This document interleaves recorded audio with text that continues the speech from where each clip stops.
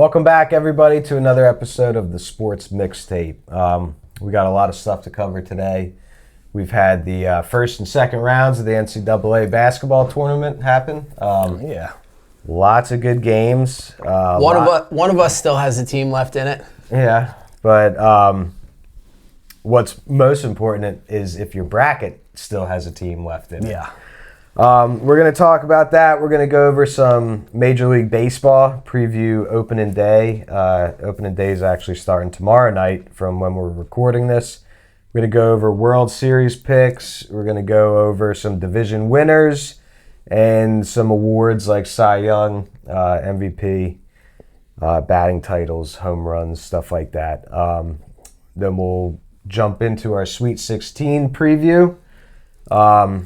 Some great games coming up. A couple that I'm really looking forward to watching. Yeah, some good matchups. Yep, looking forward to my bracket to stay in first place. Do you guys have all four teams still, the final four teams in it? No. I do. No, not in the Sports Mixtape bracket. Florida got me. Although I can't win it, but... Yeah, Florida got me. Florida got a lot of people. Especially, they had a good chance to repeat this year. Yeah. Yep.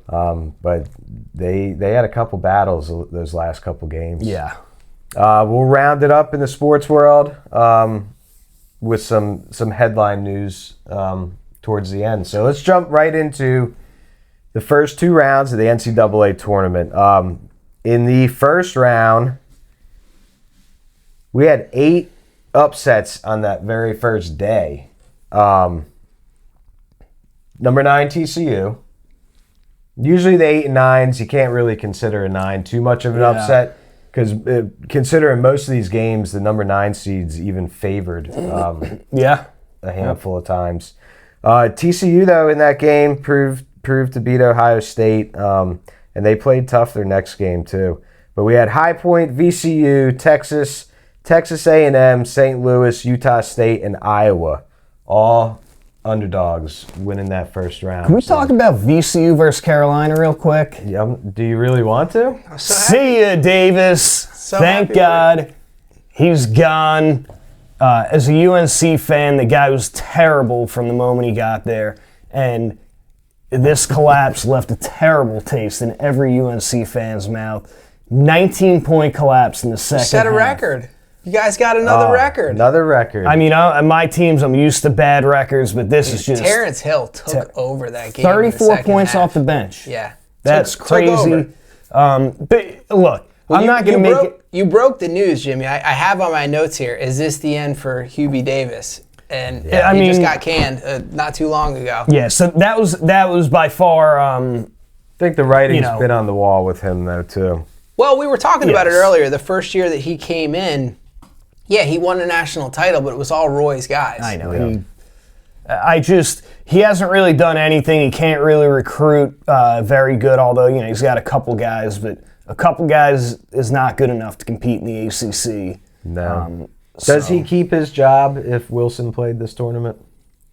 I mean, I think if Wilson played, I don't think they lose to VCU. No. They're a completely different team with Wilson, as we saw, and... You think they would have been contenders?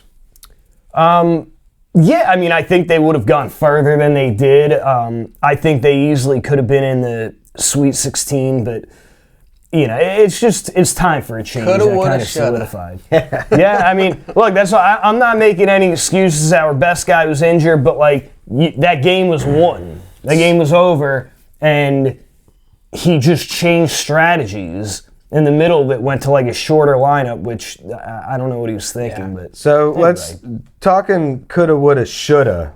Let's jump over to your team, Brent. Duke in that first round, or Siena, and what could have been for Siena as a number 16 team. That would have been the biggest upset ever. I'm watching this game, and it wasn't like a fluke where Siena's up at halftime. They dominated that first half, though.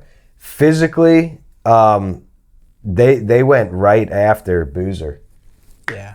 They didn't miss either. Their first it was an unsustainable field goal percentage in the start of that game. And two, is unsustainable that you only have 5 guys on the court to play the entire game. I texted Jimmy that was awesome. that McNamara went to the Tom Thibodeau School of Coaching because he didn't put his first bench player in until 10 seconds left in the game. And those guys were gassed. You could see at the end of the game, those dudes were dragging so hard. But sometimes you love seeing that. That's what they had to do that to have a chance against Duke, I think. I want to talk about this for a minute because there's a couple factors at play here.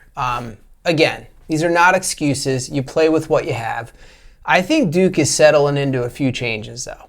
Foster, the point guard, is out. When your floor general is out, it's going to change how your offense operates. Now, Boozer, number 2, has been playing some good basketball, but it's a completely different feel. Those guys are not used to playing with him as the lead point guard. And then Boozer, number 1, has not typically played the number 5 this year. That's where Ngongba's been playing. So he's finally healthy, getting some minutes again. I think this is a matter of these it's just new lineups playing with each other. I think it's going to take them a couple games to gel. We saw the same thing in the first half. I don't want to jump too far ahead, but the first half of the TCU game in round 2, Duke came out sluggish. They ended up winning by 23. I think this team is going to find its rhythm as the tournament goes on. There's so much talent on that team. Isaiah Evans really hasn't had like a breakout game yet in the tournament. So I think Duke's going to be fine. And what's really cool is there's a couple little tidbits here. Every year that Duke has won a national title, they beat St. John's in the NCAA tournament. That's who they play this upcoming week in the Sweet 16. And I mentioned it last week, 3 of Duke's 5 titles in Indianapolis. And that's where this year's Final Four takes place. I think this is one of Duke's biggest tests of the year. Yeah. St. John's, I think they're hitting on all cylinders and an all-time coach there. But I think this should be a fun game. There's a lot of fun games happening. Yep. Well, the tournament really started off with a bang. That first game, you had the 9 versus 8. TCU hits a game winner with 4 seconds left. That was a back-and-forth contest, and it's like, all right, here we go. But I've got to be honest, I was a little disappointed this year. You had the 9-8s and you had the 10-7s, which I don't really consider those like huge upsets. Not many big upsets at all. You had the Texas win and the High Point win. There were no 13 seeds winning. There were no 14 seeds winning. This begs the question, are we going to see more of this now in this NIL transfer era, or is this just a one-year anomaly? I mean, that's why this tournament is always so much fun because you never know. The Cinderellas. I think last year the Final Four might have been all number 1 seeds in there. I just think some years you have a bunch of upsets, and this year, like you said, you had really 2 that I would consider like huge upsets. And I don't even call Texas a Cinderella. I mean, even though they were 18 and 13 coming in, that's a team that's got a ton of booster money. Like, that's not your typical Cinderella squad. By the numbers, it's not a mid-major. By the ranking, they're a Cinderella. Yeah. But the High Point was like the only true big upset. I'll tell you what, they put up a fight too. Well, how about the fact that we were talking about the 3-point shooter? He hits his first 2 of the year. The game-winning layup. That was crazy. That was wild. Going into like Cinderellas and what's left, we have an 11, we have a 6 and a 9 seed still left in it. I like this 6 seed, Tennessee. They look good against coming Virginia. They're still going in my bracket. I had them beating UVA. This is one of the best defenses out in college basketball right now. Yeah. And if there's anyone to beat Iowa State, it could be this Tennessee team. It's a far-fetched chance. I don't have them advancing past the Sweet 16 on my bracket, but defense can cause some havoc and create some upsets in this tournament. And, well, it's like, Iowa beating number 1 Florida, defending champs. Yep. We got to talk about this Iowa team coach-player combo a little bit too. Yeah. Okay? Yeah. So I don't know if you guys remember, Coach Ben McCollum for Iowa. He's new there this year. This is his first year at the program. Do you know where he came from? He was at Drake last year, along with star forward Bennett Sturts. Okay. So they were on that Drake team. That they were a number 11 seed. They pulled an upset in the first round. Prior to that, he was only at Drake 1 year, him and Bennett. Because you know where he was before that? Northwest Missouri State, a Division II school. He won 4 national championships there. Oh, wow. So what he did when he was at Northwest Missouri State, he took like 4 of those guys and they transferred to Drake with him. And that's where Drake had that little Cinderella run last year. And so Bennett Sturtz was the conference player of the year. He brings him to Iowa this year. The kid's averaging almost 20 points a game. He's Iowa's best player, and they knock off Florida. I want to know, this is college sports across the board. Where are they just pulling all these extra years of eligibility? COVID. I mean, these kids are playing 7 and 8 years now. Well, it's in college. 2026, and there's still guys playing because of the COVID year in 2020. So I don't even, I don't know. But yeah, Speaking of Iowa, this is the game that I'm looking most forward to this weekend is Iowa-Nebraska. The rubber match. It's the rubber match. I'm looking for a physical, country boy game. Yeah. We got some 3-point shooters in this game too. It starts in Sanford. Yep. They split during the regular season. Yeah, it's just a fun time of year, man. There were some really good games rounds 1 and 2. One of my favorite games to watch was that Kentucky Santa Clara game. Yeah. The end of Santa Clara hits this 3-pointer with 2-point-something seconds left, and if you watch the replay, 4 of the 5 Santa Clara guys are celebrating, running back down the field. There's one guy who's looking to play defense. Yep. They get the inbound pass to Owe. He makes this ridiculous 3-point shot. They go to overtime. But did you guys know? Yeah. Did you guys know? I found this in doing some research. Otega Owe did something in that game that had not been done since Larry Bird. He dropped like 34 points, right? 35, 8 rebounds, 7 assists. First time since Larry Bird did it in that historic Indiana State Final Four run that they had years ago. That was such an exciting back and forth game. We had a couple really close games like that. Let's talk about. Go ahead, Jimmy. I want to look something up anyway. So go ahead. I was going to say there was. I just want to touch on some of the guys in the first round. Some of their teams are still in it. Some are not. But we had some studs playing in this first round. Some stud freshmen. Yeah, you had, how do you say his name? Debonsa? Debonsa. Future number 35 1 points and 10 rebounds over Texas. Yeah. No, not Texas. Who'd they beat? They lost to Texas. They lost. I'm sorry. They lost to Texas. BYU. So he put up a ton of points. So I would say, you do have these freshmen and these young guys on these teams. Did you see with no help? They're the whole team. Now I know a 2 versus a 15 is not the impressive matchup. Did you guys see what UConn center Terrace Reed Jr. did in that first round? Oh, yeah. 31 points, 27 rebounds. That's ridiculous. Those are video game numbers.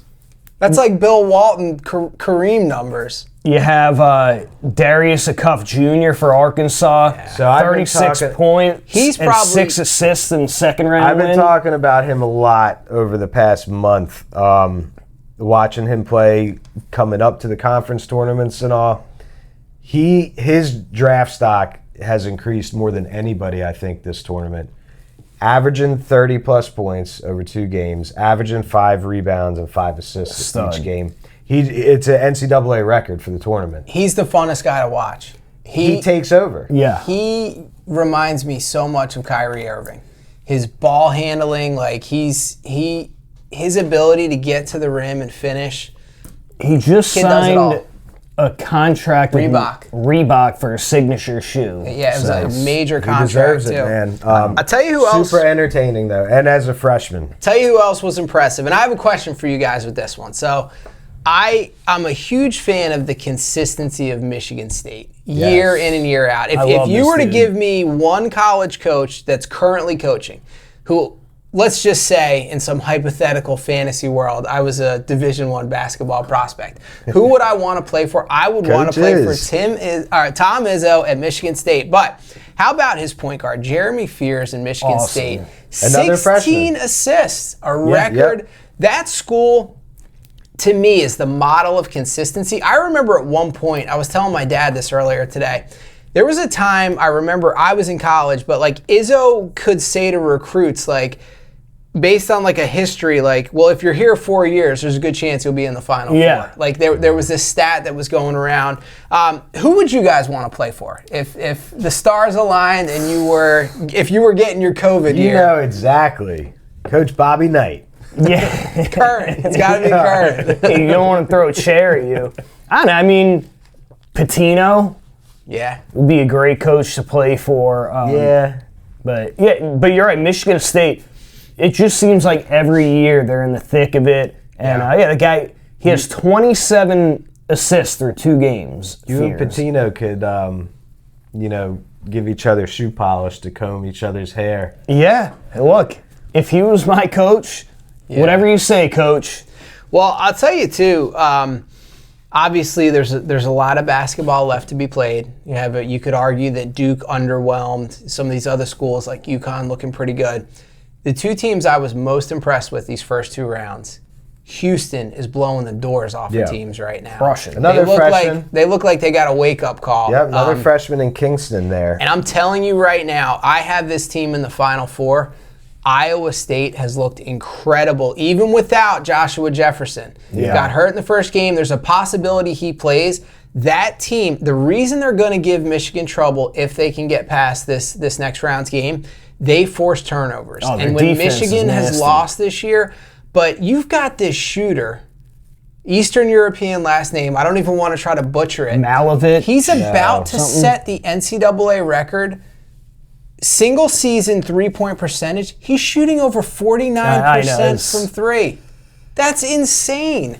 Iowa State has looked so good. I see them as a team that could win the national title. Yeah, Iowa State, I think I had them going pretty far to the Elite 8, but I kind of overlooked them. I think a lot of people did. I got them beating Michigan, and I think that's what's going to separate Brad and I in this bracket. We're in a tight race right now. We'll see. The sports mixtape bracket. But I do this kid Momcilovic. Say that again. That was good. Momcilovic. There you go. Hey, there's a lot of itches. It's a distant cousin. There's a lot of itches in basketball now. Thank you, Doncic and Jokic.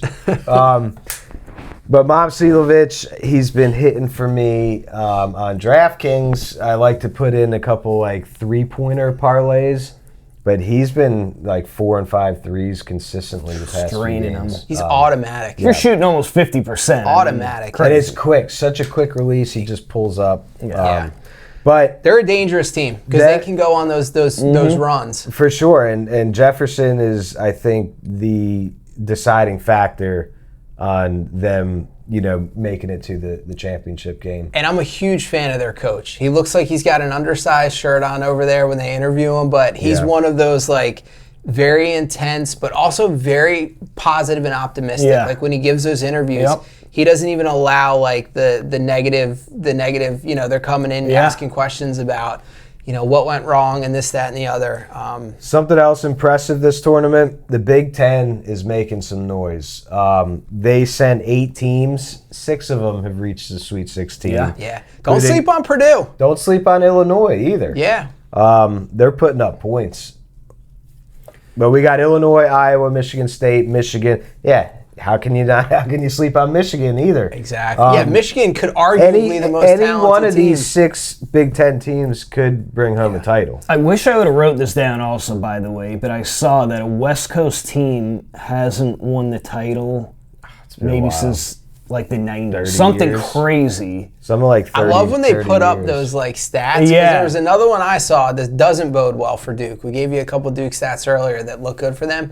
19 of the last 20 NCAA champions have won their first round by double digits, the first round game. Yeah. Duke did not against it doesn't look good for the ACC because only 1 of 6 teams that we sent. That's rough. And 7 teams if you include NC State in the play-in game. Yeah. Only one of them's made it to the Sweet 16. Yeah, wasn't a good showing for them. It hasn't been an easy path for Duke. It should be an easy path for Duke, but they have, I think, the toughest matchup. That trophy doesn't have pictures No. on it. Nope, wins and losses doesn't matter how you get them. So any other exciting games? A cuff is the only thing. I think I got Zona winning this one, but I just want to see a cuff continue to play this tournament. So do us a favor, a cuff. Do your thing. Take over this game and keep going so we can watch you play. We'll see. We know who's going to put up points for sure. Any other quick hitters before we move on? Yeah, I'll save them for the Sweet 16 preview. Okay. We got coming up. Well, let's jump right into baseball. Yes. Let's. Wait, before we get to the MLB, we got to give Venezuela a shout out. Congratulations. Yeah. That's a huge win for them. Huge. They were the 4th betting favorite going into that tournament. It was the U.S., Japan, and the Dominican. Something that I noticed. What a great game, too. Oh, yeah. Very, very exciting finish. It just seems like the Dominican, Venezuela, it seems like these other countries wanted it a little bit more. They do. And the culture. U.S. has to change something about this. It's almost like we're too cool for school.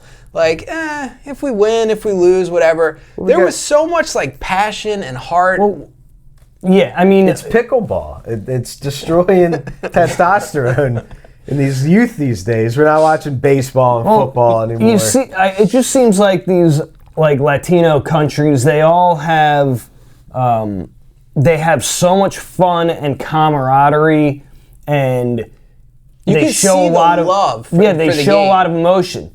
The U.S., they have a bunch of studs. We were the favorite, but they kind of came in there and it was like, oh, workmanlike and do that. It's like, just go out there and have fun. It's baseball. Hey, props to Bryce Harper.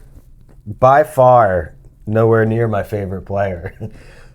He tried to keep it in there. He stepped up, hit that bomb in the 8th inning. I thought for sure we were coming back to win that game. And then what happened? What happened, Jimmy? Playoff judge happened. Someone's got to get this guy a clutch gene. Judge, come on. The problem is the coach is terrible. We got to go circle back to the coach. Back to the coach. He didn't even put in Miller, their best closer, their best relief pitcher. Yeah. That's the other issue. Now these ratings were super high this year for the World Baseball Classic. It's getting more popular, but if it's going to be popular, like we were saying, the U.S. has to take it more seriously. You got to get like a real coach in there who kind of knows what he's doing out there. And we got to have knows how the round robin works. Yeah. And also, like, all these pitchers, there's all these limitations on pitchers and this and that. And it's like, just let the guys play. Yeah. Forget the limitations. Like, once every 3 years. We do have to circle back and touch on this a little bit. And I don't want to pick at a sensitive spot here, Jimmy, but Judge does seem to struggle in big moments. You look at his playoff resume. The guy is an incredible. I'm not denying that. He's an incredible hitter. The best hitter in baseball. Yeah, what he has done. Not only the power numbers, but hardly anyone hits for average anymore. It's one of the things I don't like about the modern game. Hey, give it up to Judge. 330 last year. 331. He led the American League in batting average. He can't strike out 3 times in a big game. I mean, and not just that, but look at his playoff history. And some guys, like A-Rod was like this. There are some guys who, Derek Jeter, we'll keep it with the Yankees because I'm not trying to throw shade at the Yankees. Jeter was a guy who excelled in the postseason. His postseason numbers were, and he's a Hall of Famer in the regular season, but you look at a guy like Jeter, you look at these guys where when the lights get bright, it's almost like it's like the cream rising to the top. And I don't want to say Judge can't overcome this, but this is several seasons in a row now where he really struggles in the postseason. It's almost like he puts so much pressure on himself. Well, when it becomes a story, it's almost like then it becomes like the elephant in the room. Yeah, people are talking about it. He puts so much pressure on himself in these situations, and he goes up there. And you're right, though, in the playoffs, you want to ask, what were you swinging at? What were you looking at half of those pitches? He was looking at strikes go by and it was like, what is happening? Well, hey, you talk about having like the gorilla on your back too. The time that he did connect, he gets robbed of the home run. Like that could have been something that was like, okay, this changes the narrative. Here we go. Yeah. It's a tough spot to be in. And you know, he didn't play well being the star of that team, but let's face it. You got to, would they put up 2 runs? You're the number 1 team. You're loaded with talent. You put up 2 runs against guys. I don't even know if half their pitchers pitch in the major leagues, Venezuela. So what about this? Because I thought about this with the pitching limitations and, like some of these other countries obviously maybe having a little more pride or taking it a little they just view the game a little bit different. Yeah. But I kind of like what hockey does. If you notice, like during the World Championships or the Olympics, it's typically in the middle of the hockey season. Yeah. So these guys are already used to pitching. Their arms are conditioned and loose, and the NHL just shuts down for like a week or so. It would be kind of cool to see the World Baseball Classic run that way, where it's like the baseball season, let's face it, It's 162 games is no joke. So for the guys that don't make a team, they can go on vacation with their family. Exactly. They can keep their arms in shape. Would it help some of the pitching injuries we see? If in the middle of the season you get 10 days off, a week off? I would like to see the World Baseball Classic kind of fit into the middle of a baseball season that on would the be years nice. they're going to do it, so that you're getting break it the up a little best. bit. You're getting guys at their best, and you're actually getting to see a Skeens throw 8 innings, or not just for the U.S., but these other teams we do as the well. All-Star break, rolls right into WBC. Yeah. A couple days off, right back at something. second half of the season. Yeah, that would be fun for sure. Well, let's go into some. First of all, we've got a division favorite in the New York Mets. You got a division favorite in the New York Yankees. So let's go over our divisional winners, our predictions for the division winners. Let's start it in the AL or the NL Central. Okay. Chicago Cubs are the favorite, but I'm taking Milwaukee this year. I'm going with the Brewers. They had a solid pitching staff last year. I know they won it last year. I know they unloaded a couple. But I think they come back and win it again. And I think they have a better showing in the playoffs this year. Yeah, I mean, look, the Brewers, they were great last year. That young pitcher, Mazeroski. Why is everyone's name so hard to pronounce nowadays? But I think the Brewers would be good, but I had the Cubs winning the Central. They added Alex Bregman, pitcher. Bregman's a huge. I got the Cubs as well. Yeah, I mean, look, they got a great rotation. They added Edward Cabrera, a good pitcher, but you got Bregman, Dansby Swanson, Pete Crow Armstrong, Suzuki in the outfield. I just think they're loaded this year and they're primed to make a run. I think Bregman was a huge pickup. That guy's a World Series champion. You bring a guy like that in the locker room for a team that's got some young players on it. I went chalk here. I went pretty chalk with these division winners. I do have one surprise, though. Yeah, and this will be, I think this will be close either. Like last year, I'm pretty sure this was a pretty tight race. I think it's going to be probably the same again this year. Yep. Let's move over to the NL East. I'll tell you who else to watch out for, though, in the Central. They're a year or two away. The Pirates are not going to be the Pirates of old this year. They've got some young talent on the offensive side of the ball. The shortstop on that team, 5-tool talent, decent pitching staff. I think you're going to see the Pirates actually competitive, like moving in the right direction. I know any of our friends who are Pittsburgh fans it's almost as bad as being a Mets fan in baseball. They're far and few between. I ran into someone the other day who's a Pittsburgh Pirates fan, and he was recalling Bobby Bonilla and Barry Bonds, the old, it's like an 89 team. Andy Van Slyke. Van Slyke. Doug Drabeck. Yep. But he was talking about how tough it's been to be a Pirates fan since that era. Oh, I'm sure. I feel for him.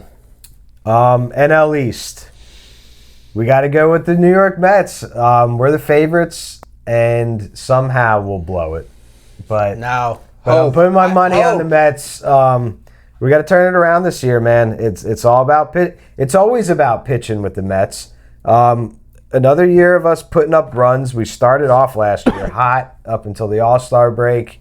Our bullpen was garbage last year. Yeah. We blew so many saves, and that's something that's got to change this year. I'm expecting to put up runs again. They should be better. I mean, that should be a pitching playoff staff team this has year. got to change.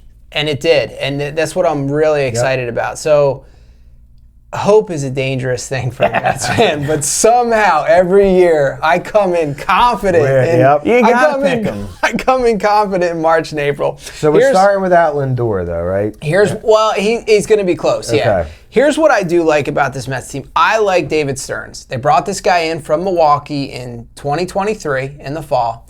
The reason Milwaukee's winning championships is because he built a roster that on a very small market team. We got to give this guy a couple years to get his kind of guys in there, and he's starting to do that. He got rid of a lot of fan favorites. Nimmo's not there anymore. McNeil's not there anymore. Alonso's not there anymore.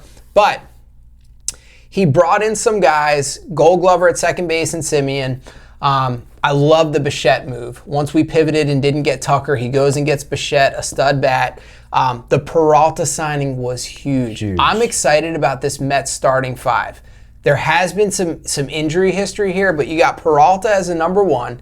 Peterson as a number two. Peterson has been very steady for the Mets the last couple years. You got potential Rookie of the Year candidate Nolan McLean. He was a stud in 8 starts last year. He's our number 3. Clay Holmes, another young arm at 4. And then Senga was dealing before he got hurt last year. If he can return to his pre-injury form, that is a very deep starting rotation. We made some moves in the bullpen, brought some Yankees castaways over. I think there's like 6 former Yankees players. Yeah, we brought some castaways over. I'm excited for the Mets team this year.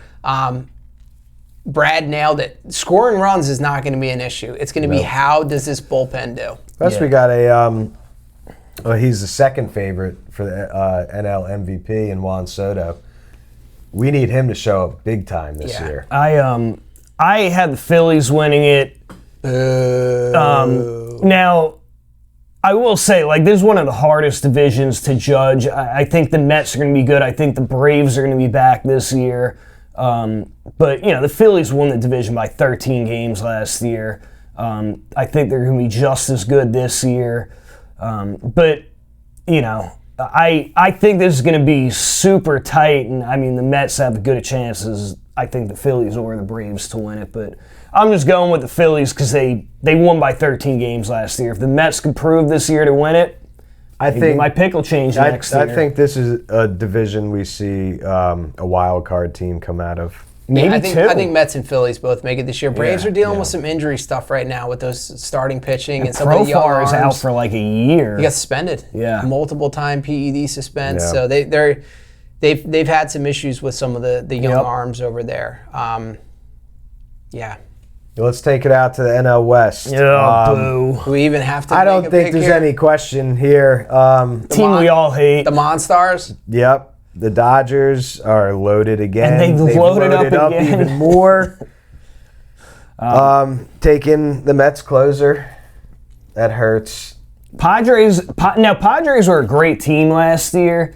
They probably would have won any other division, but hey, don't sleep on the Diamondbacks. They were in the World Series a few years ago. Yeah. It's another team that has some good young talent. I just think, Shohei is going to pitch again this year, and he came out and said he wants to win a Cy Young, and, this guy is like Superman. He does what he wants. When he says that, you're like, okay, well, I guess he's going to win Cy Young and look, even though Japan didn't show up in the World Baseball Classic, Shohei still did. Yeah, and look, don't forget, the Dodgers are looking for a three-peat.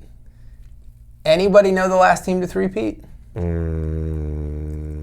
Yankees? Would it have been the Yankees? 98 to 2000. But here's another pretty impressive stat for you. The Dodgers are looking to become the 5th time that a team has three-peated. 3 of those times are Yankees. All right, so there's one other team that has three-peated currently besides the Yankees. Do you guys have any idea who that team is? And I can't remember the time frame. I want to say maybe 70s. Don't quote me on that, but it's a tricky one. It's like a Reds team or someone like that? I'd say the Cardinals. The Oakland Athletics had a three-peat. Oh, really? I want to say in the 70s. We'll have to maybe look that up and fact-check me. Pre-McGuire and Canseco. Yeah. I saw a good commercial including McGuire and Canseco. This is a commercial, I think, in 1988. This is the one year the MLB allowed metal bat usage.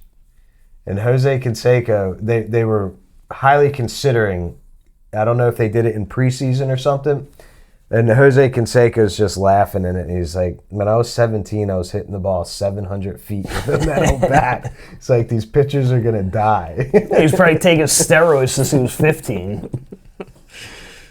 All right, AL, let's go AL Central to start. We started with the NL Central. Yeah. I like the Tigers. They're the favorite. I got Detroit. Is Cabrera still playing? Is he still rostered on that team? I don't think so. It must have been like maybe 2 years ago that they did a farewell I think he had tour. A farewell for him. tour, yeah. I think he's just the mascot. Just a legend. One of the best third basemen. The Detroit Cabreras. I got the Tigers. That pitching staff is going to be disgusting. You know what's been awesome to see him resurrect his career? Javi Baez. Huge year last year. Yeah. He always, to me, has been one of the most fun players to watch play the game. That pitching staff, though, just got stronger. And they made a deep playoff run last year. When Baez came to the Mets, though, he was like the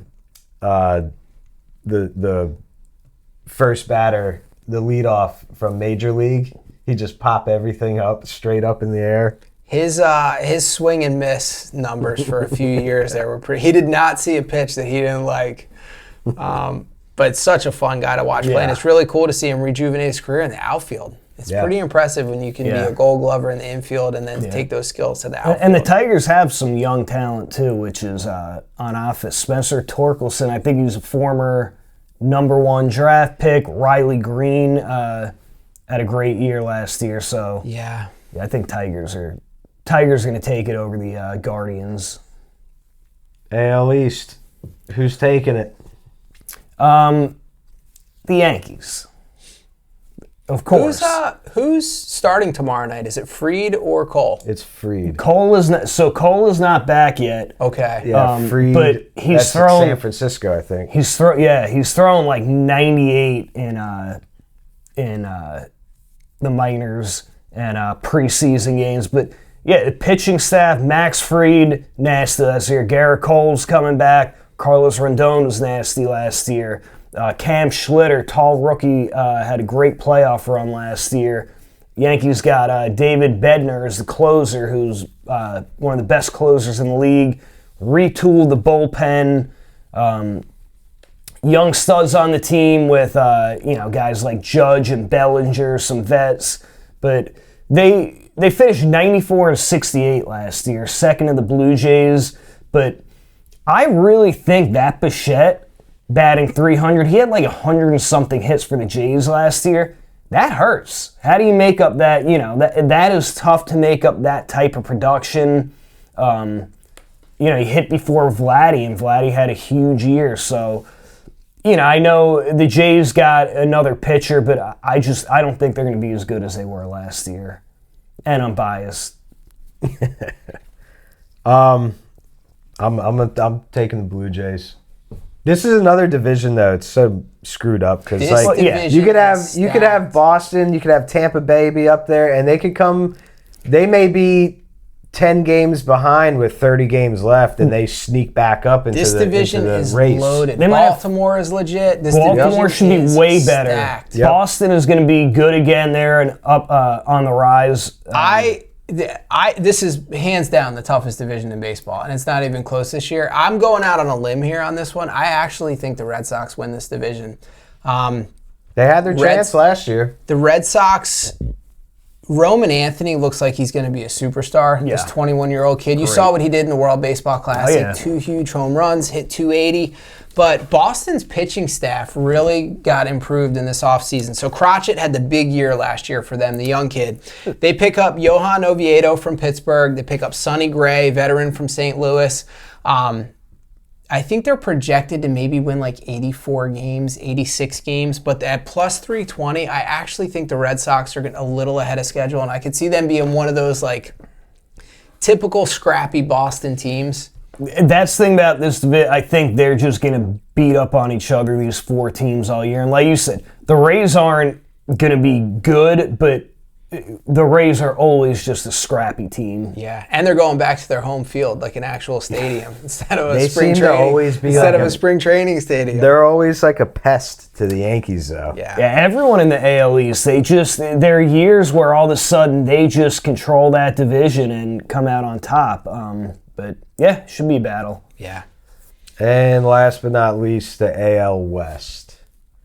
I got Seattle. I actually think Seattle's could potentially be the best team in baseball this year. You better like Seattle, hope that Cal Raleigh's showing in the WBC isn't, any indication of what He'll his be fine. season may be like. But Yeah, he'll he be did fine. not show up at all. Yeah. I mean, errors on the defensive side, too. Not shaking teammates' It hands. seemed like a lazy performance by him. I don't think he has. I mean, first off, that year by catcher, he's not touching that home run number again this year. It's just, I don't think for a catcher that's sustainable.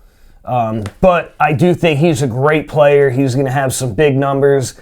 And J-Rod, Julio Rodriguez is the MVP. man. He's an MVP sleeper this year, Sleeper. for sure. And he's young. He's only 25 years He's old. a stud, that dude. So yeah, he's the one that robbed Judge, that home run that we were talking about. In the WBC. And I think this division, the Astros, I think are going to be down. The Astros tanked, then banged on trash cans and won a couple World Series. But all those guys got older and they didn't really reload with a ton of young talent. So I think the Astros are down, and the Rangers are going to be a little down this year. Both of them didn't really do much in the offseason. So I think this is the Mariners' year. I've got Houston written down. No particular reason. They just always seem to be there. Yeah, I mean, they always seem to be there. didn't what's his name go back? Who's a pitcher on there forever? Framber Valdez. No, They lost some pitching this year, though. Yeah, they're just I don't know. Houston, to me, I was looking them up, but so they, for whatever reason, they didn't do much this year in the offseason. But Are you talking about Verlander? yeah, is he back? I think I'm not sure. I think he's back. Which, talk about Good for a him. guy that's just can pitch forever. Hanging on, yeah. He's the same age as Keep collecting us, those you're checks. like He's a older year than or us. two older. He's a year ahead of us. Yeah. Yeah. Well, yeah, opening day tomorrow. I'm excited. I'll be watching a lot of games this year. All great. 9 innings. Great. Who you We guys? got to go up and see the Tides play soon, too. We always- got a great, only about an hour north of us. Who did the Mets start The out Norfolk with? Tides. So the last time I was at a Tides game, we took the girls. Was it last year? Like 2 It was a years ago, year maybe. before. It happened to be the last game Jackson Holiday played before he got called up. Two home runs in the game. He leads the game off with a jack. That's It was a pretty cool experience. Kids got to get an autograph from him. Yeah, I remember. Yeah. That's awesome. Minor league baseball is awesome. Oh, yeah. Yeah, because it's guys that want it. They haven't made it yet. They're playing, But you get They're to hardest. see a lot of pro players rehab. Yeah. The guys who get injured and coming back up. Yeah, they used to be the Mets AAA team. Oh, that was I remember going and seeing Mike Piazza play there. Benny Agbayani. Benny Yeah. Agbani. Yep. I caught David Wright. We've seen him play there. I have a rehabbing foul from ball injury. from Edgardo Alfonso when he was Yeah. with the Oh, Tides. really? Yeah, Yep, yeah. It was great going to those games. Well, let's talk a little more college basketball. So hold on. We got to do We're gonna some go over picks. some. Oh, yeah, sorry. We got some picks for awards, right? Yeah, in the World Series. How about we go with the awards first, Yeah. and then we'll nail our World Series team. Let's start out with the NL MVP. Who do you guys got? I'm gonna give one to the Mets here because I had a few guys All right. written down. I think it's Juan Soto's year. I love it. I just think the guy every year is such a stud, has a huge WAR, and I think just the team that he's surrounded by this year, adding Bichette in there, it's going to allow him to have some bigger numbers. And and if the Mets are a playoff team, I think Soto's going to be a big reason. He had a big year last year. We gave him a monster contract, but I heard a lot of our fans being like, "Well, what's he? He doesn't do anything." he still end up with Yeah, 38 home runs, close to that, and he started slow, but once he got on a roll, Yeah. he lit it up for the Mets. And now he's probably a little more comfortable with the team. And both of my picks for MVP, I'm kind of going the opposite. I just think maybe they have voter fatigue for Ohtani. But I mean, Ohtani is like the obvious, and you nailed it, Jimmy. The fact that he said he wants to win a Cy Young, I just believe that guy can do anything that he wants to do. When he said that, I've got Ohtani just because, I mean, even if he doesn't pitch, the guy's still probably. I know, and it's probably gonna be Ohtani, but I like that you mixed it up and threw the the little brother team of New York some love. we'll have to do some research. But maybe Babe Ruth, has there ever been anyone to win MVP and Cy Young same year? I don't think Because you got Cy Young. Vegas even has Paul Skeens as an MVP odds for him. Yeah. So yeah. I'm going Ohtani. I think it's a no-brainer. The guy, he doesn't play bad ever. No, and like he was going to be pitching and batting this year, and that hasn't been a problem for him in the past. This has become an issue the older he gets, but the guy is just a stud. But I'm going to say he might falter a little bit this year and leave the door open for someone else. All right, so I'll take it. American League MVP. Oh, one of the most interesting numbers, like you said, is J-Rod from Seattle. Yeah. Plus 1,700 MVP odds. Who's the favorite? The favorite is Judge at plus 215. Yeah, I mean, Judge is a good one, but same thing. I have Judge voter fatigue. I think that, he's won it 3 times now. I think Ohtani's won it 4. I think you're going to see a young kid on this one here. And I think this is an up-and-coming team, Bobby actually. Witt. I got Bobby Witt winning the AL MVP. He was so good last year, and he had such a great batting average, and toward the end of the season, I don't know what happened, but that batting average just dropped. He's a stud defensively, too. Yes. The guy is probably the best defensive shortstop in the game right now. Yeah. You have to take that into consideration. He hits for some power, but like you said, he's a batting average guy. Yeah. And I think the Royals are one of these teams that are on the come up right now. You saw the World Baseball Classic MVP was a fellow infielder from the Royals. Yeah. So I'm going to take a shot in the dark. Just like I took Toronto to win the AL East, I'm going Vladdy. It's his team now. Yeah. Bichette's gone. This is all on him to step up this year and just dominate. So I like Vladdy. All right. Yeah, I don't think any of those are bad choices. yeah, speaking of Vladdy, man, how awesome was that World Series last year? And baseball better not mess this up because there's going to be a strike after this season, and this better get resolved, the whole salary cap issue. Yeah. I feel like baseball is finally getting some traction again, you know, with some of the rule changes and the pitch clock and people getting interested, and we had a truly incredible World Series last year. They better not mess it up after the season with another labor strike. Yeah. And I think baseball, they're doing you have a ton of like superstars in baseball. Man. Yeah.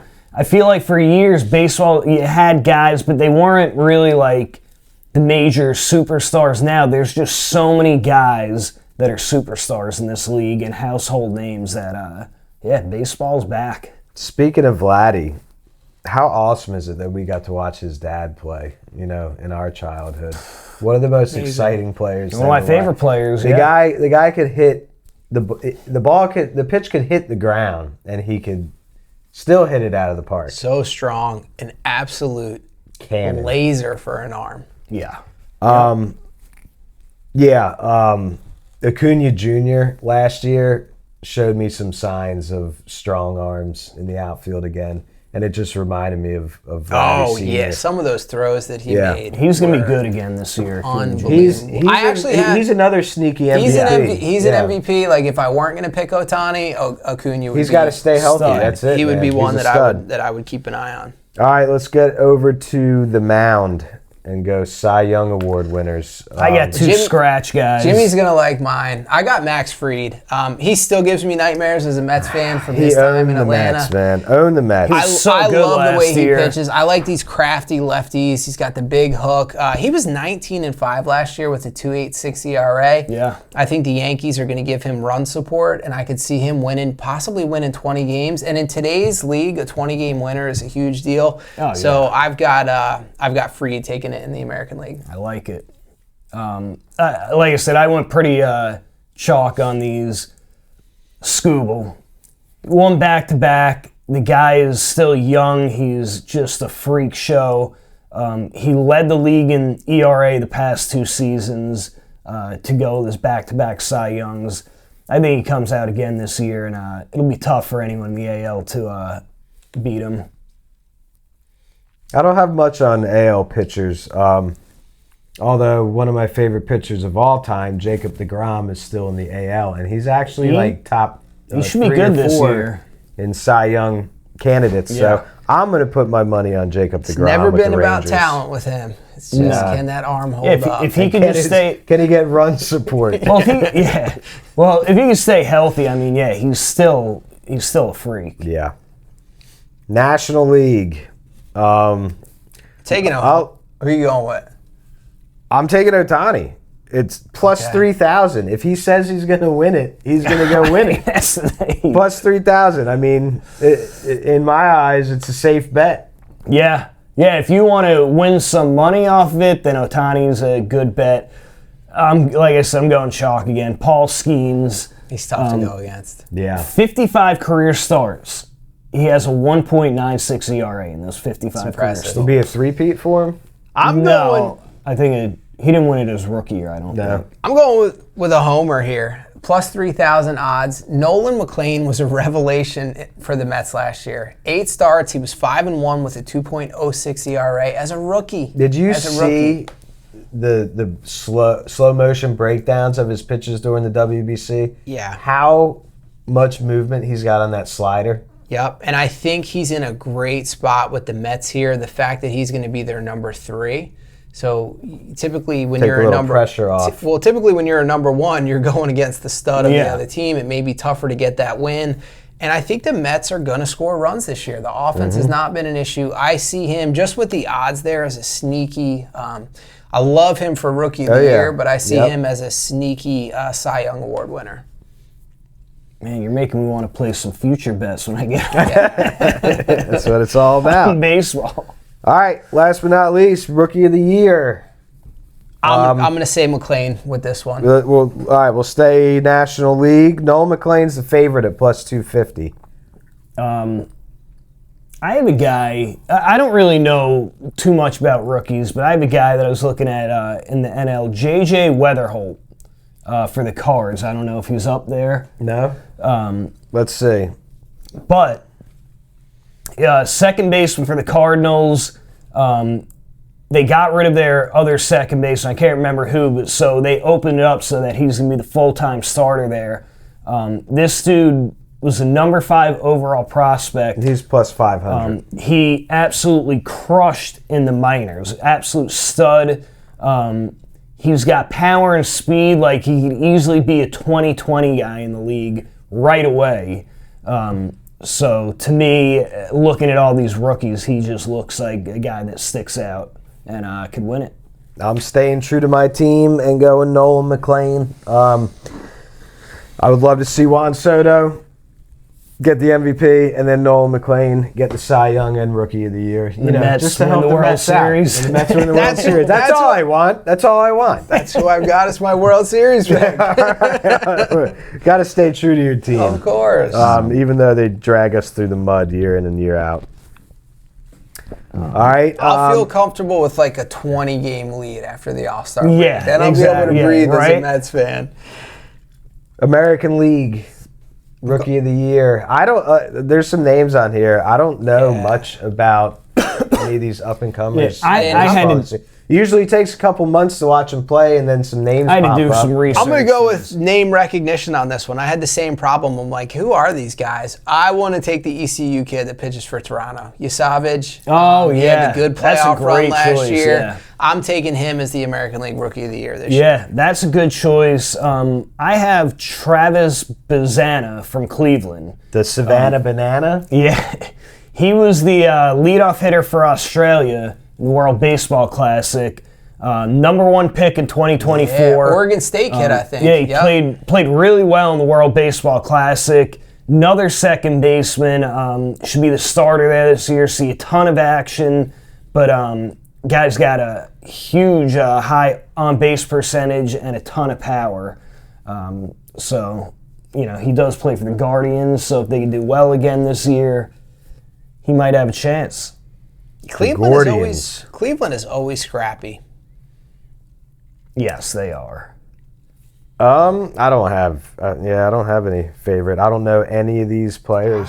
I did not recognize a lot of the American League guys. So we're gonna let it play out. I don't know his name, but I know the Orioles have another rookie stud this year who's supposed to show up. So we'll see. Do we want to go over who we think the home run leaders are? Sure. Yeah. I got Judge. I got Polar Bear. Going into That's a sneaky pick. New division, That's new a league. sneaky pick. I got him going over 50 again this year. I think teams are going to pitch around Judge a little bit as best they can. Give me Polar Bear. Judge has 4 seasons of 50-plus home runs. It's impressive. Which Home run ties leader. a record. Yeah. I'm going Shohei to just full sweep this year. Come out, dominate. Yeah. Both sides of the ball. I'm going Shohei. I think he could touch 60 this year.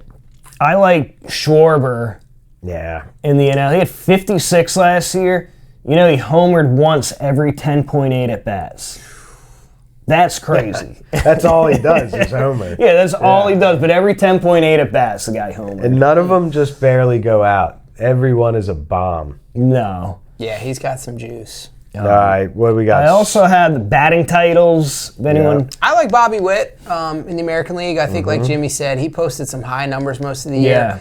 Give me Acuna in the National League. I think Acuna has a good year this year. Yeah, I got Jacob Wilson real quick for the A's. Hit .311 last year. Struck out 39 times in 523 plate appearances. And then I'm going to go back to the well in the National League. Luis Arez, he hit .292 last year. And he was pissed because that was a down year for him. He came into the majors in 2019, .292 last year. That's his lowest batting average in the major leagues out of all the years that he's been in, 6-7 years. Yeah. Well, National League, give me Soto. I'm staying with my team, but I think Soto's going to have a great year this year. Yep. American League, I'm going with Judge.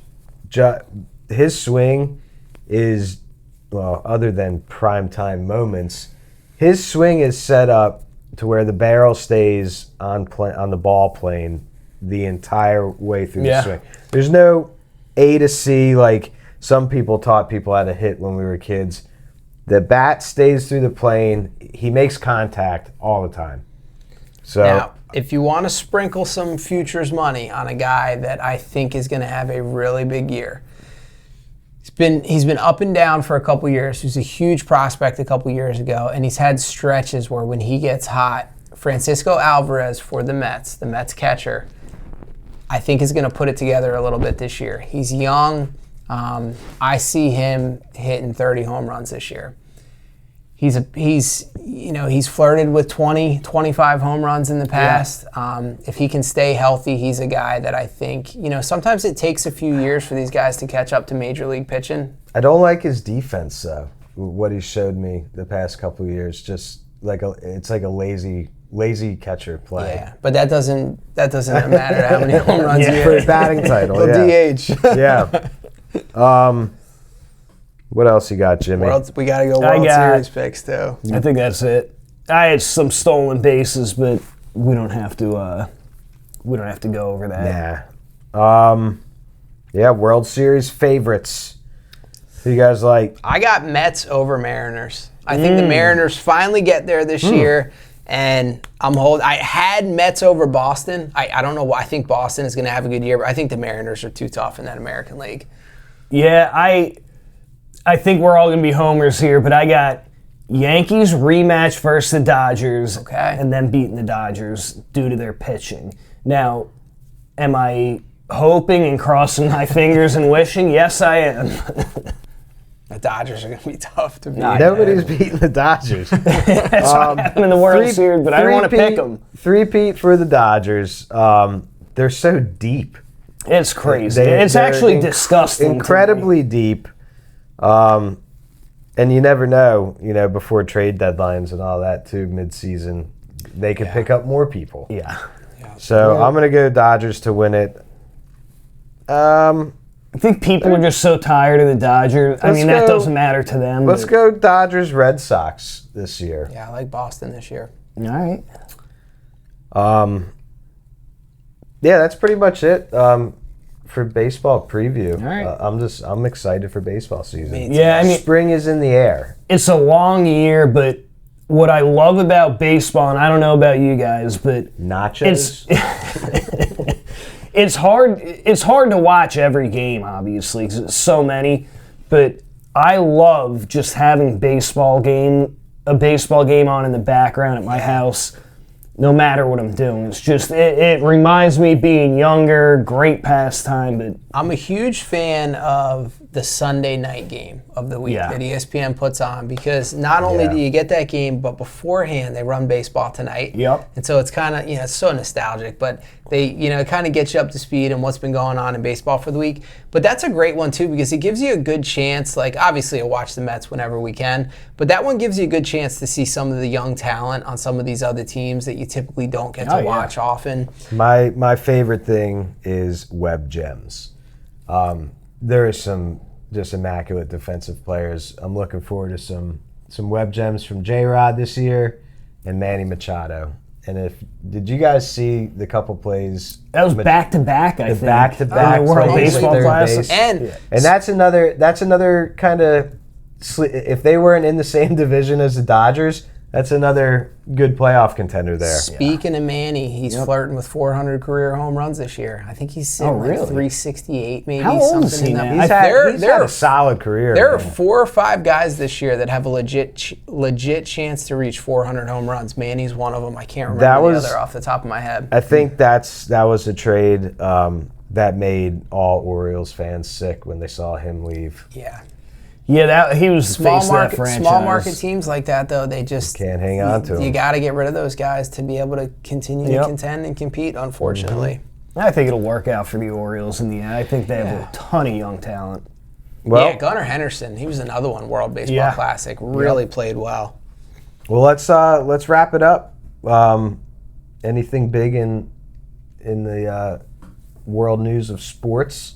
Got to talk about someone getting paid. Some money, some big money going in the NFL right now. JSN, man. 4 years, $168.6 million, $120 guaranteed.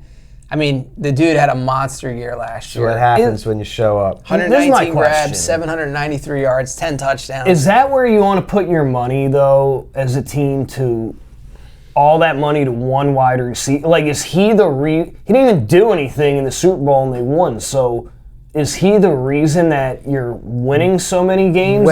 When you can sign backup quarterbacks to win Super Bowls, it's like it's all new frontier out there now. Yeah. Teams are just picking up quarterbacks off the street, getting them into the playoffs, and then letting defense and running backs, do the heavy work. Yeah, I mean, I think for him, Seattle, we'll go into that before football 4 season. years seemed like an interesting number, though, because he's a young guy. I'm surprised they didn't try to lock him down if they're going to give him that much money for a little longer. Yeah. I mean, look, his agent might have said no. 4 years, a lot of these guys want a contract until a certain age. That way they can sign another big contract. So they don't want... they want to go, all right, 4 years, I'm going to get my under 68, and then I want to sign another big one. But it's interesting. Well, we also just had the NCAA Wrestling National Finals. Really exciting to watch. We all wrestled together in high school, so our heart's in it. We had some history get made, Brent. Yeah, that's what I want to talk about. So obviously Penn State wins another title. Yeah, Cale Sanderson. Multiple four-peats this program has. Yeah. They set a record again. They broke their own record for most points, but I'm telling you right now, Oklahoma State is coming for them. Yeah. Oklahoma State had 4 freshmen in the finals. 3 of them won. 2 of them true freshmen, undefeated national champions. First time I think that's happened since 1949. That's crazy. So someone's going to be putting a little pressure on the Penn State squad. But I'm telling you, this finals was incredible this year. Yeah, first 2 matches upsets. went into overtime. You had a handful of upsets. Big-time upsets. NC State heavyweight won a championship. Look, wrestlers are built different. These guys are just on another level. But when you watch it at that level, I say it every single year. The skill level that these guys have of their defense, of not giving up takedowns when it looks like there's no possible way out of it is just Wasn't there even ridiculous. a 23 seed who made it to the finals? I'm not don't- sure if they won the finals or I don't know. There were a I don't couple. know if There it were a was couple that deep. guys ranked in the double digits. Stanford had a kid who won. I think he was a 10th or 11th ranked national wrestler. Now, I do think now, I'm sure not a lot of you guys watch college wrestling championships, but What's wrong with you? I do think it deserves its own weekend because I think if more know. people are able to, it's know. right in the middle of March Madness and all these games, so it Yeah. gets lost in the shuffle. But if people could actually watch this, I think people would actually be interested. It's a lot of fun, and yeah, these guys are freaks. Incredible athletes. Yeah. You ladies out there, you would definitely be interested. Do we want to touch on a Sweet 16 real quick? I got a couple bets I want to throw out. Okay, yeah. I think Brad's gonna like my first one. I've got Arkansas covering the plus 8.5. I think Zona probably wins the game, but look, I'm not putting anything past Acuff Jr. right now. That kid is balling. That's a bet that I like. I also love Iowa State at minus 4.5. I just think this Iowa State team has looked so dominant the first 2 rounds. Their defense, yes, Tennessee does play good defense. I think Tennessee's going to have a hard time scoring on that Iowa State defense. Tennessee's offense does not, they don't have that signature star. It's more of a team-oriented approach. Go ahead, Jay. Well, I was say Tennessee. You're talking about Tennessee. In this tournament, Iowa State is a top 5 defense. Tennessee is shooting 50% overall and 43% from 3-point range. This game should be a battle. Yeah. Tennessee is the better rebounding team as well. And they just beat a top defense in UVA. Yeah, and I think Iowa State's key to winning this game is if they can stop the 3-point shot. And they turn teams over. Yeah. Iowa State is a team that turns teams over. They pressure. They get Jefferson back. That would change the line 100%. a couple points. Yep. I like Purdue to crush Texas. I think Texas's run is over. Yep. Okay. It's a 7.5 point spread in this one. I think Purdue covers no problem. Man, we got some great matchups here. That Illinois-Houston game. Yeah. I like to throw like a 3-legger where I do an alternate spread. So like a game like you like. Who'd you say? I like Arkansas and Iowa State. The Arkansas. So that's 7.5 right now, but if you change that to like 10.5, make it a little more comfortable, you could still look at it at like minus 200. Yeah. You string 3 of them together, you're looking at like a plus 500 bet. Yeah, that Michigan State UConn is going to be a great game. There's some really good matchups. And Bama's been playing really well. Bama's a good team, but I think Michigan's just got the better big men in there, and they're the overall better team. I think Bama's going to have a tough time if they want to beat them. I think so too. I'll tell you what, Brent. I'm going to take St. John's 6.5. I don't see it. 6.5 is a lot, I think. It is. It is. Especially the way Duke's been playing the past 2 games. Yep. I like St. John's been hot past 2 weeks. Yeah. Big East champs. Yep. St. John's is one of those teams that it can go real cold quick with their shooting. And if they're not making threes, I don't know. I think Duke is, those first 2 weeks were a bit of a wake-up call, in my opinion, for Duke. I think this team, you saw it in the second half of that TCU game, really started to gel a little bit. Who you like? This is a super tough game to pick, but the Nebraska-Iowa. I think Nebraska wins the game. I like Nebraska money line in this one. Yeah. And then the other real tough one is UConn-Michigan State. Give me Michigan State. Yeah? I think Michigan State. Izzo is an Elite Eight machine. Yeah, it seems like every year. I think that's going to be the difference is these teams. I think UConn was a better team all year. Michigan State's got the best dunker in the tournament. But Michigan State's coach is going to be the difference. Dude, Carr, go watch that guy's dunks. But it's UConn's got unbelievable. down low, blocking shots. There are some really, really good matchups. This is going to be like that Illinois-Houston matchup. That's going to be a fun game. Man, yes. Either one of those teams can win a national title. So Illinois all year was like kind of a front runner to win the national title. But Houston was a runner-up last year, lost to Florida. Yeah. But they returned 3 starters from that squad. But both these teams, they got elite size, super athletic. This game is in Houston as well. So Houston has that home court advantage. So I would have to take Houston in this game. We're gonna have to change our mixtape parlay strategy because the Cinderella didn't. We work crapped out the too bed. well. We tried for like a Cinderella, Yeah, we tried to sneak one in there. High point one for me. These guys were way off on their picks. Yeah, but we'll put another one out there for you this weekend. Maybe a little more strategic this time. Yeah, we'll actually pick. We're not going to go all Cinderellas this time. But yeah, this is gonna be a fun Sweet 16 right here. Yeah, I think we see these lower seeds all get knocked off in the Sweet 16, and we end up with just nothing but 1s, 2s. You never know, but that's what it's much. looking like. Although I do like Arkansas money line actually in this one. Yeah, I don't see Arkansas beating Arizona. I think Arkansas's got one guy, Darius Cuff Jr. They just have to keep it close till the last few minutes, and the Cuff takes over. Yeah, and I don't think Arizona. If I was I was not a Duke fan, I'd be picking Arizona to win the national title. Yeah, Arkansas doesn't really have the size. Arizona's going to literally just put up as many points in the paint as they want. Arkansas don't have anyone to stop those big guys. The problem for me, if Arkansas does keep it close, though, is Arizona's got another point guard who takes over games in Burries. Mm-hmm. Yep. And the guy's a high flyer too. Freshman. Yeah. The only knock on Arizona where Arkansas, if they're shooting well and Acuff just puts the team on his back, Arizona does not shoot a lot of threes. No. So that's a factor where if Arkansas gets hot and they can keep it close, you never know what'll happen when you get a superstar like Acuff going on that end of the. He has to put up 50 points, I think, but he might be able to do it. I got Zona winning, but I do have Arkansas keeping it a close game.